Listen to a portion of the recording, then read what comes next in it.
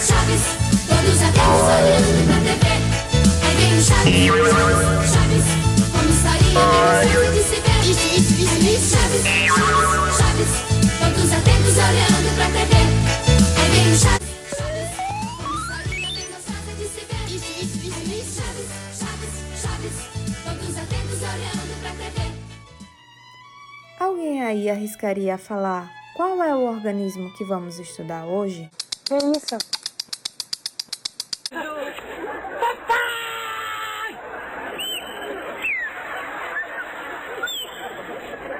Calma lá, pessoal, não precisa ter medo nem o piripaque do Chaves.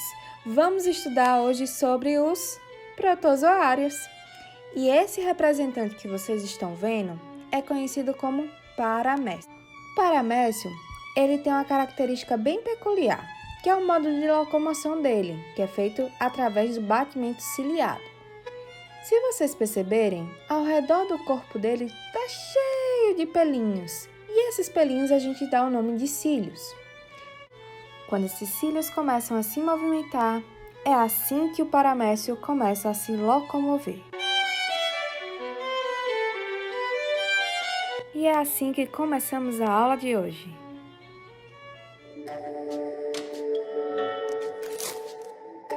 Fala, pessoal! Hoje vamos dar continuidade à nossa jornada. Vamos conhecer um novo reino, dessa vez formado exclusivamente por seres eucariontes, que é o reino protista. Para quem não lembra, seres eucariontes são aqueles seres que possuem uma membrana que recobre e organiza o material genético dos seres vivos.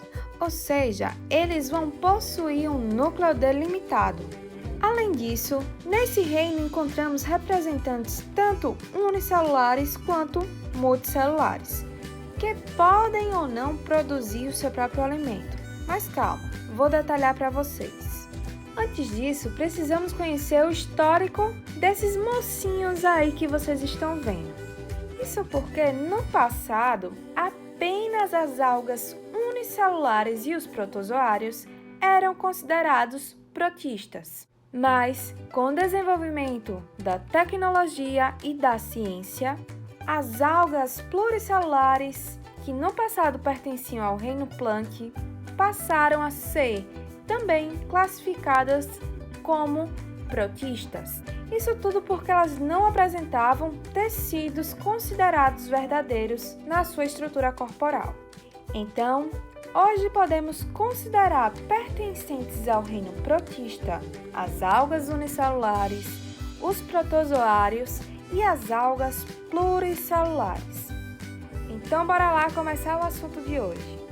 Quando falamos do reino protista, podemos dar destaque a duas partes bem importantes, que é a alimentação e a sua reprodução. A alimentação vai ser bem peculiar lá nas algas, que são considerados seres autótrofos. O que significa isso, professora? Que vai produzir o seu próprio alimento. Então, dizemos que as algas são autótrofas. Já os protozoários são diferentes. Eles precisam de outros organismos para conseguir o seu alimento, então eles são considerados heterótrofos.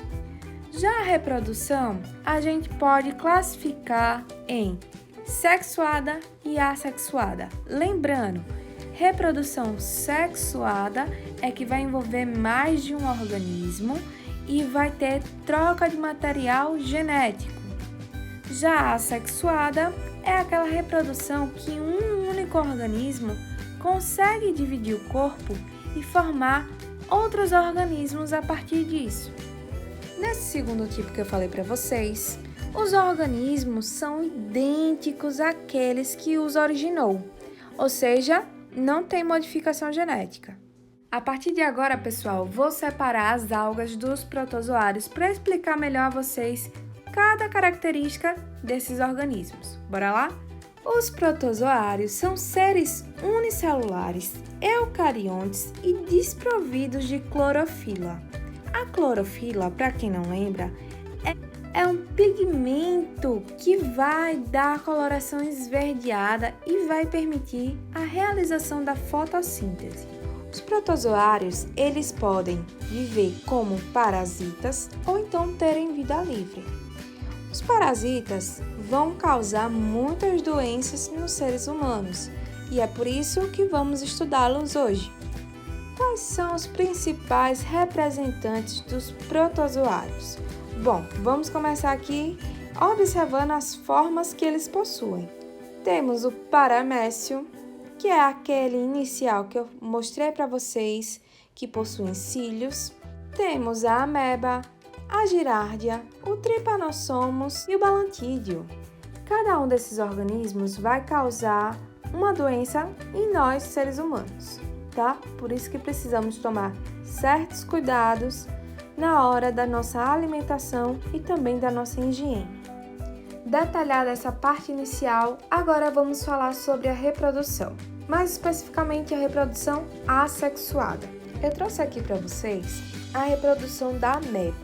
Se vocês observarem, a ameba nada mais é do que um ser unicelular, ou seja, é formado por uma única célula que tem a presença de um núcleo, que é a característica para ser eucarionte. Então, a ameba ela vai começar a duplicar esse núcleo.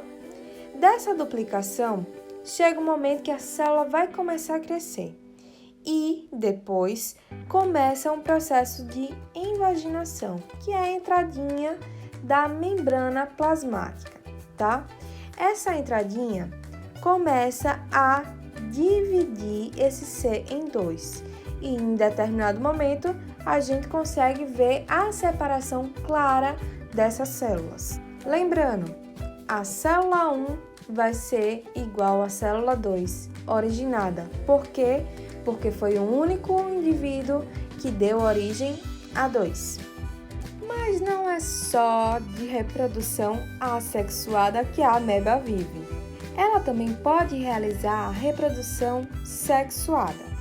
Um ameba macho encontra uma ameba fêmea e faz, por meio de junção das células, a troca de material genético.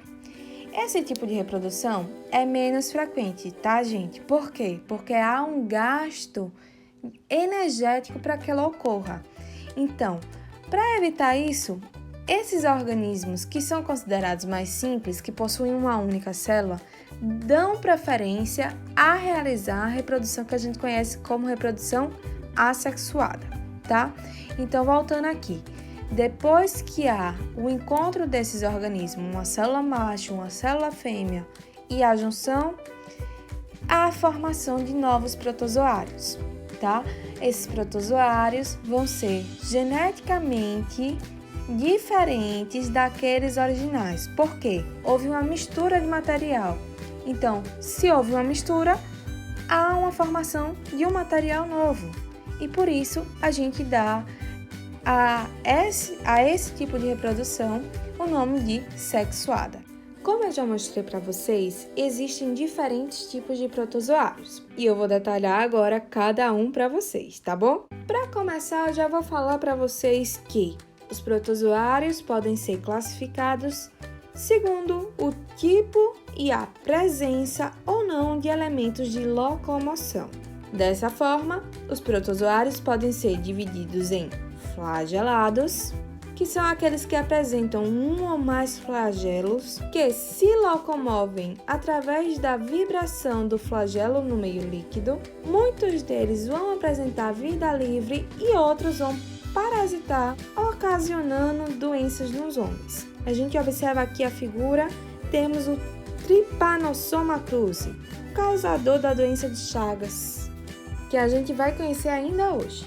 Como outros representantes dos flagelados, temos a girardia, também temos o Trypanosoma vaginalis e a Leishmania brasiliensis.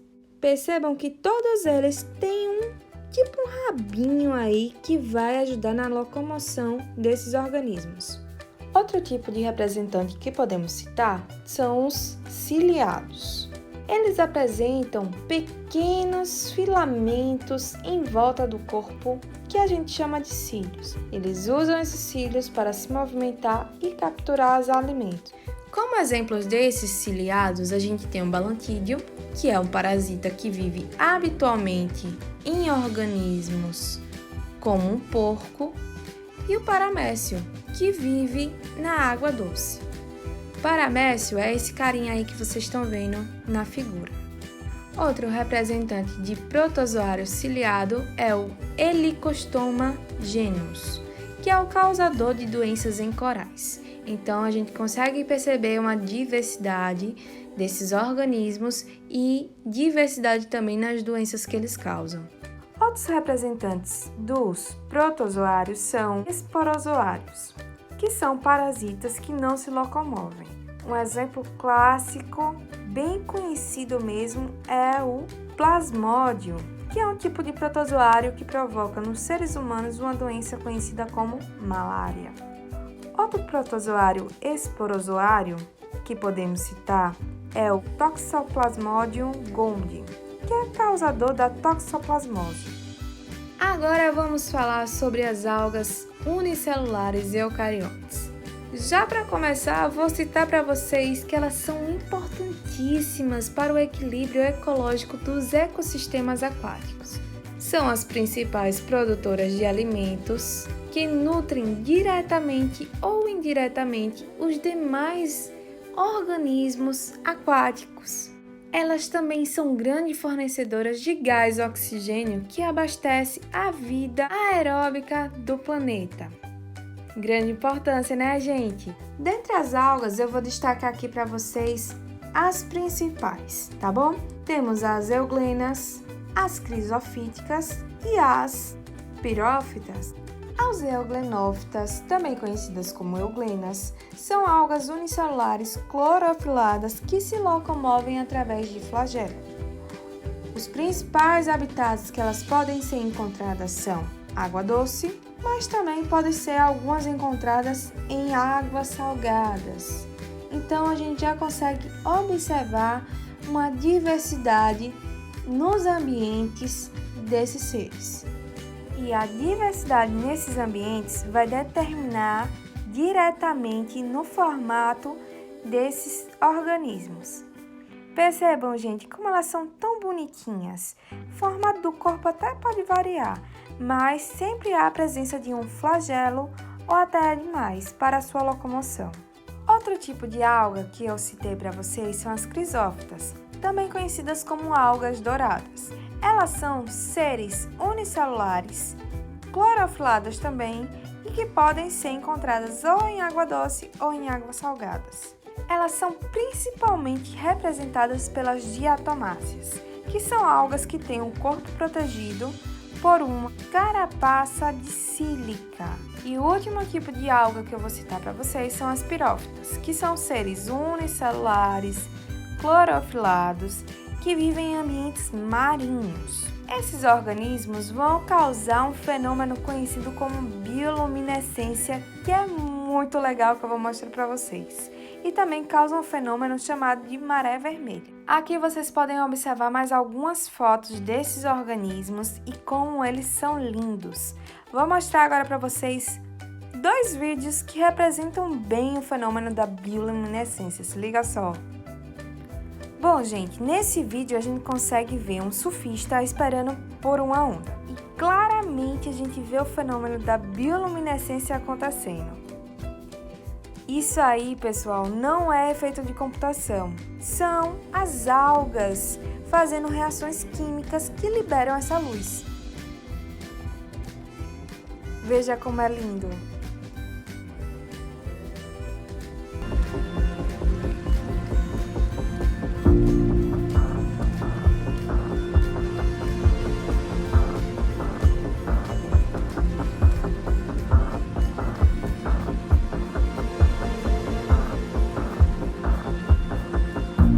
O outro vídeo que eu trago para vocês é da BBC.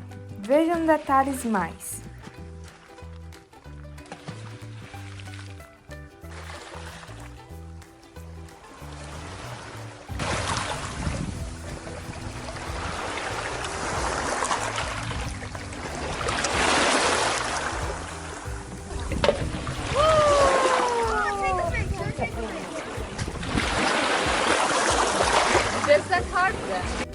Muito lindo esse fenômeno, não é mesmo? Mas vamos retomar o nosso assunto aqui. Como eu já falei para vocês, além da bioluminescência, esse tipo de alga também faz um fenômeno conhecido como maré vermelha, que recebe justamente esse nome porque causa uma mancha no mar. Essa mancha no mar são esses pequenos organismos todos agrupados que causam essa impressão e essa mancha aí que vai se estender por um longo período. E a gente consegue observar claramente isso nessas fotos que eu trouxe para vocês. Agora vamos falar sobre algumas doenças causadas por protozoários, que foi o objetivo aqui dessa aula, mostrar para vocês os organismos e também falar agora das doenças. Bora lá? Para começarmos, vamos falar sobre a amebíase, que também é conhecida como disenteria amebiana. Como é que se adquire essa doença? Bom, ela é adquirida através da ingestão de água ou alimentos contaminados pelo protozoário. E como é o nome desse protozoário? Bom, esse protozoário se chama Entamoeba stollica, que causa sintomas como úlceras, que são pequenas feridinhas que podem ser encontradas lá no intestino grosso. Esses protozoários vão formar pequenos cistos, que são ovos, que vão posteriormente ser liberados através das fezes e contaminar, por exemplo, a água. Essa água, alguém depois pode entrar em contato e adquirir esse protozoário. Então, como é uma forma de se prevenir dele? A gente pode se prevenir fervendo a água para beber e lavar muito bem as verduras e frutas antes de ingeri-las.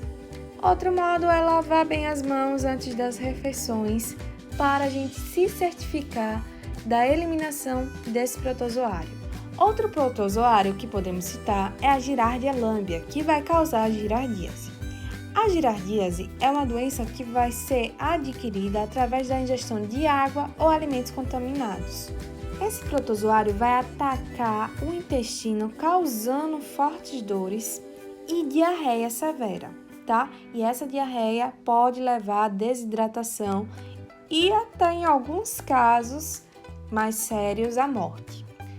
Como é que a gente pode se prevenir dessa doença, desse protozoário? Fervendo água antes de beber, lavar muito bem as frutas e verduras e também lavar as mãos antes da refeição. Então, a higiene vai ser fundamental aqui para se prevenir contra esse protozoário. Outra doença causada por um protozoário é a malária, tá? Quem é que vai causar essa doença? É o plasmódio, que é um tipo de protozoário, como a gente já viu. Esse protozoário vai ser transmitido através de uma picada de um mosquito contaminado. Então, como é que a gente pode prevenir? A gente combate o mosquito e esse mosquito não existindo, não vai ter a transmissão desse protozoário. O principal órgão, ou melhor dizendo, os principais órgãos que são atacados é o fígado, o baço e outros órgãos viscerais. E o que é que vai causar? Vai causar muita febre. E febre, gente, alta principalmente, pode desnaturar as células, levando à morte desse indivíduo se não tratado. Mais uma doença aqui para vocês é a toxoplasmose, que é transmitida pelo protozoário lá chamado Toxoplasma. Como é que é adquirida essa doença? Bom, se você entrar em contato com as fezes de animais contaminados por esses protozoários, você pode adquirir. Quais são os sintomas, né? Vai causar mal-estar, dores de cabeça e musculares, prostrações e febre. Além disso, vai ter um aumento nos gânglios, que são partezinhas lá do sistema linfático do nosso corpo. Em grávidas, se forem contaminados com esse protozoário, pode atingir o feto e provocar cegueira, deficiência mental e também a morte desse feto. Como é que pode prevenir? Evitando o contato com locais que possuam fezes desses animais, né? Então, tem que tomar todo um cuidado para ver se esses animais estão contaminados com esse protozoário, porque se eles estiverem contaminados, possivelmente suas fezes vão transmitir, né? Vão ser o principal meio de transmissão desses protozoários para os humanos. E para finalizar a aula de hoje, eu trago a última doença aqui como exemplo de doenças causadas por protozoários, que é a doença de Chagas. E vamos assistir agora a um videozinho rápido para conhecer o porquê essa doença é chamada assim, doença de Chagas, e ver quem foi esse grande pesquisador que descobriu esta doença. Bora lá? Barro tem a ver com o coração. Horas, o coração também é uma morada. Ah, que lindo! Mas não, absolutamente não é isso. Quem fez perguntas como essa foi um cientista brasileiro que tinha um coração de ouro e um dos cérebros mais brilhantes do mundo. E um bigodão. Quando entrou na faculdade de medicina, ficava estudando até tarde da noite, pelo período de 2 velas inteiras. Seus amigos o apelidaram de 2 velas. Era dura a vida sem computador. Depois de formado, quando começou a atender as pessoas, ele costumava passar as noites entretendo os pacientes cujas famílias viviam longe. Carlos Chagas era cheio de amigos. Adorava música e fazia longas baladas em casa. Na época, isso se chamava sarau. E a galera percebia que era hora de ir embora quando ele começava a bater com os dedos na mesa. Um professor de Carlos Chagas, vendo que ele era brilhante, decidiu apresentá-lo para o cientista brilhante chamado Oswaldo Cruz. Oswaldo Cruz despachou Chagas numa missão: erradicar um surto de malária ao longo da estrada de ferro central do Brasil. Chagas começou a ver que os mosquitos não atacavam na natureza. Eles picavam mais as pessoas dentro de casa. O que a febre terçã tem a ver com as casas? Era isso. A devastação das matas fazia com que os pernilongos atacassem os humanos nas casas. Depois de picarem, ficavam cheios de sangue e pousavam no interior das casas para digestão. Era mais fácil combatê-los ali, fumigando um inseticida. Oswaldo Cruz logo lhe deu toda a razão e juntos eles ajudaram a controlar a doença na região. Mas nessa viagem, Chagas percebeu uma outra coisa estranha. Algumas pessoas morriam muito cedo de um problema no coração. Um dia, ou melhor, uma noite, dormindo numa casinha de pau a pique, Chagas notou um inseto diferente que tinha o hábito muito folgado de picar o rosto das pessoas. Por isto, era chamado de barbeiro. Estudando o bichinho, encontrou outro organismo dentro dele.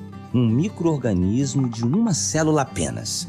Lembrou logo de um grande amigo que também estudava esse tipo de organismo. Assim, foi descoberto o Trypanosoma cruzi. O nome foi em homenagem ao amigo Oswaldo Cruz. Mas o que este Trypanosoma teria a ver com o problema do coração? E foi uma garotinha de 3 anos chamada Berenice que mudou a vida de Chagas e de todos nós. Ninguém sabia o que ela tinha, até que...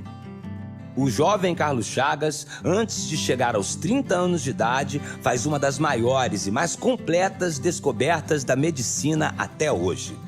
O ciclo do barbeiro, ou, como ficou conhecida, a doença de Chagas. Então, ele respondeu a nossa pergunta: o que será que uma casinha de barro tem a ver com o coração? O barbeiro se esconde nas fendas das paredes das casas, construídas com barro, palha e tiras de madeira ou bambu. Com a contaminação, o Trypanosoma penetra no corpo e passa a viver inicialmente no sangue, depois nas fibras musculares, principalmente no coração, que incha, como o da menina Berenice, que foi a primeira paciente diagnosticada com a doença de Chagas. Carlos Chagas ainda viajou muito pela Amazônia. Seu laboratório era um barco e classificou um montão de outros insetos e animais nos estudos das doenças tropicais. Alguns anos depois de voltar para o Rio, sucedeu o amigo Oswaldo Cruz na direção do Instituto de Manguinhos, hoje Fundação Oswaldo Cruz ou Fiocruz, e ajudou a combater a febre espanhola. O país passou a ser autossuficiente em vacinas e hoje as exporta para o mundo todo. a Fundação Oswaldo Cruz produz mais de 1 bilhão de medicamentos ao ano. O legado de Carlos Chagas nos mostra que quando ciência e indústria se juntam, toda a sociedade se beneficia. Muito bom conhecer a história, não é mesmo? Torna até o assunto mais interessante. Então, para relembrar alguns pontos aqui, doença de Chagas é adquirida através da picada de um inseto que é conhecido como barbeiro. Esse barbeiro vai estar contaminado com um protozoário chamado Trypanosoma cruzi, que recebe esse nome em homenagem a Oswaldo Cruz. O nome doença de Chagas vem por causa do pesquisador, do médico cientista que descobriu essa doença, que é chamado de Carlos Chagas. Esse protozoário vai atacar principalmente o sistema circulatório, células desse sistema, que vão causar sérios problemas no coração, que é o crescimento desse coração e o crescimento do músculo chamado miocárdio.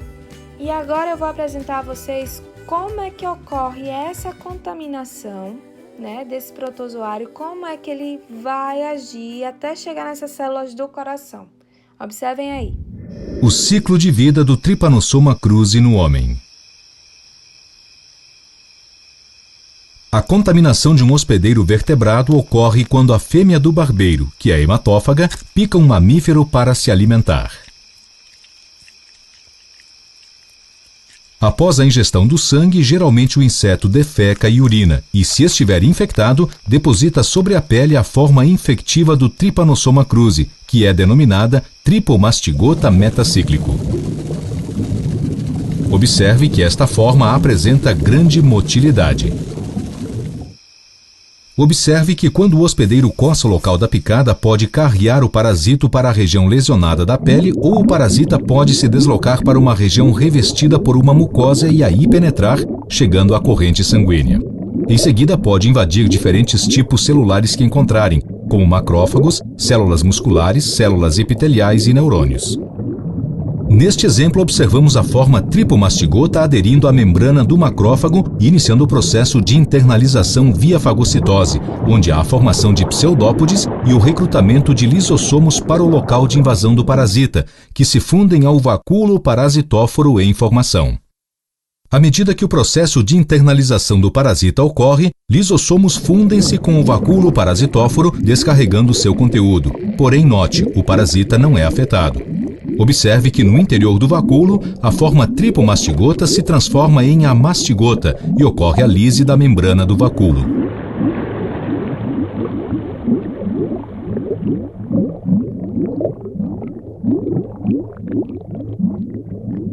Observe que no citoplasma, a forma amastigota se multiplica por fissões binárias sucessivas. Acompanhe como as células se multiplicam no interior do macrófago. Repare quantas formas amastigotas estão surgindo com as divisões sucessivas, podendo ocupar todo o citoplasma da célula hospedeira.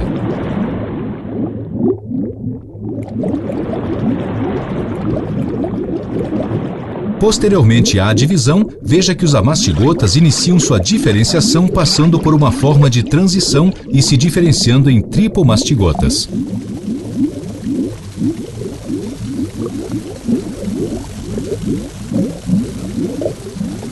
Note que as formas tripomastigotas apresentam um movimento constante e intenso, rompendo a célula hospedeira e sendo liberados no espaço extracelular.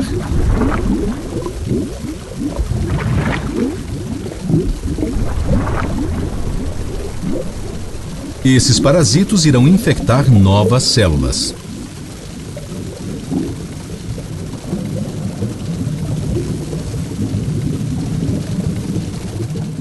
Legal, né, galera? Bom, para finalizar a doença de Chagas e o nosso assunto de hoje, vamos falar o modo de prevenção dessa doença. Então, devemos substituir as moradias de barro ou de madeira por casas de alvenaria, que vai evitar, assim, o local onde esse barbeiro vai se esconder, né? Barbeiro, quem não lembra, é um inseto que vai causar, que vai transmitir, melhor dizendo, a doença de Chagas. Bom, pessoal, por hoje é só. Espero que vocês tenham gostado e Façam as atividades para não ficar que nem esse rapaz aí. It's gonna make it that much better.